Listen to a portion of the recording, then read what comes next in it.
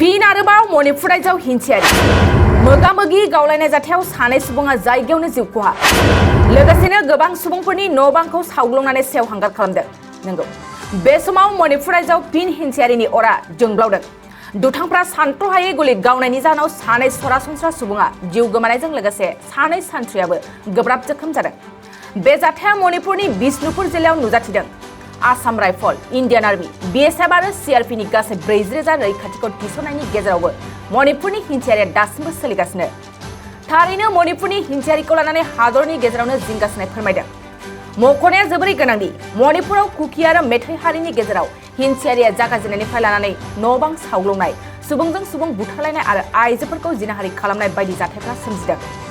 नाथाय बे हिंसायारिनि अरखौ रैखाथि हान्जायाबो जोदोब होनो गोब्राब जादों। फारसेथिं हिंसायारिनि जाहोनाव मणिपुराव सोलोंथाइनि मानदान्दायाबो गोबां गाहाय जालांबाय। बे थासारिखौ फोजोबस्रांनो थाखाय मिरु सरकार आरो रायजो सरकारा गोबां नाजासेयावनो दासिम फेलें जानायखौसो नुनो मोन्दों। थारैनो मणिपुरनि हिंसायारि जाथाया बबेनिफ्राय बबेसिम सौफैबावगोन बेखौ फैगौ समासो फोरमायगोन।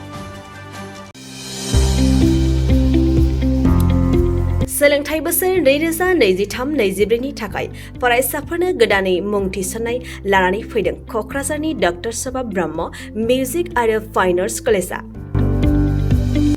क'क्राझार सहरजों नांजाबनाय हाब्रुबारियाव थानाय बिटिआरनि गंसेल' डक्टर सभा ब्रह्म मिउजिक आरो फाइन आर्ट्स सरकारि कलेजआव दायो फरायसाफोरनि गोदानै मुं थिसननाया अनलाइननि गेजेरजों सोलिगासिनो। फरायसाफोरा क'क्राझार मिउजिक एन्ड फाइन आर्ट्स.in वेबसाइटआव थांनानै मुंखौ थिसननो हागोन।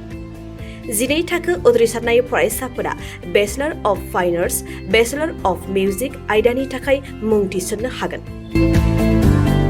बे सरकारि कलेजआव मोजां सोलोंथाइजों लोगोसेयैनो हौवासा हिन्जावसाफोरनि थाखाय आलादा आलादायै हस्टेलनि खाबुबो दं।